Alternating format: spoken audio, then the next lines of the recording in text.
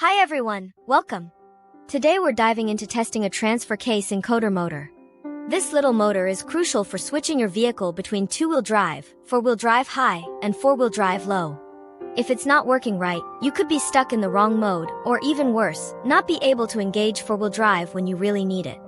We'll go over a few simple tests you can do at home to diagnose whether your encoder motor is the problem. First, let's talk about identifying the symptoms. A common sign is difficulty shifting between drive modes. You might hear a clicking sound, but no actual change. Or, the four-wheel drive indicator light might blink or not illuminate at all. Sometimes, you might even get an error message on your dashboard. These are all clues that something might be wrong with your encoder motor. Now, let's get into the testing. 1. Visual inspection. Start with the basics. Look at the encoder motor itself. Check for any obvious damage like cracks, broken wires, or corrosion. Make sure the connections are clean and secure. Sometimes a loose connection is all it takes to cause problems. 2. Checking power and ground. You'll need a multimeter for this step. First, locate the connector for the encoder motor. Use a wiring diagram for your specific vehicle to identify the power and ground wires. With the ignition on, test for voltage at the power wire. You should see close to battery voltage. Next, check the ground connection. Use the multimeter to test continuity between the ground wire and a known good ground point on the vehicle's chassis.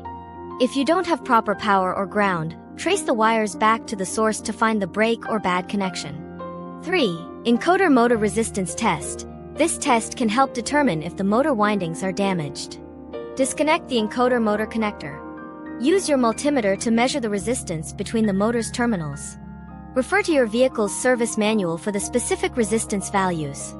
A reading that's significantly higher or lower than the specified range indicates a faulty motor. 4. Actuation test. If possible, some vehicles allow you to manually command the transfer case to shift modes using a scan tool.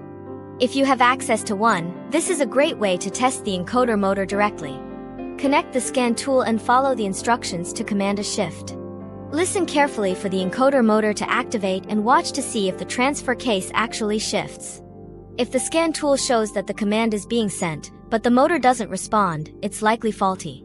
5. Back probing the signal wires. Disconnect the connector and use back probes to test the signal wires with the connector still connected to the encoder motor.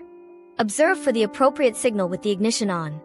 By performing these simple tests, you can narrow down whether the encoder motor is the source of your four-wheel drive problems. If you've determined that the encoder motor is indeed faulty, it's time to replace it.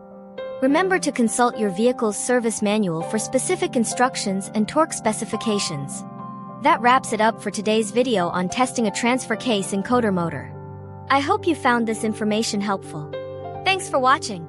If you enjoyed this video, please give it a thumbs up and subscribe to the channel for more automotive tips and tricks. Also, let me know in the comments if you have any questions or suggestions for future videos.